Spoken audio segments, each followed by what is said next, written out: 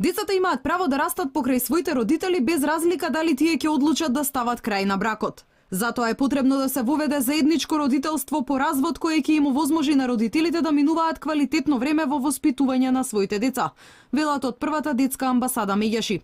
Потребна е, велат, промена и на актуелниот закон која гарантира тајноста на родителот кој се откажал од своето новороденче, бидејќи посвоените деца имаат право да знаат кои им се биолошки родители.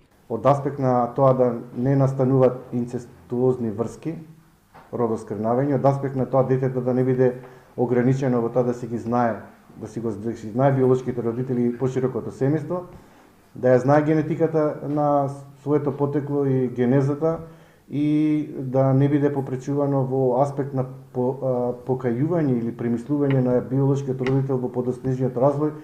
Да се воведат поостри санкции за сексуалните злосторници и задолжителна хемиска кастрација за педофилите, веднаш по извршеното прво кривично дело, алармираат од детската амбасада. Еве последниот случај со девојчето кој беше силувано од својот татко од Лисичан и Кичевско, тој повторно го повтори делот по излегувањето на казната затвор. Значи, педофилите едноставно не може да го контролираат нагонот или бидото и со нив треба да се почне третман уште дека излежуваат казна затвор и да биде задолжително веднаш по првото кривично дело. Децата заслужуваат да растат во здрава животна средина, затоа надлежните мора да преземат конкретни мерки за подобрување на амбиенталниот воздух и намалување на аерозагадувањето во урбаните средини, велат од Меѓаши.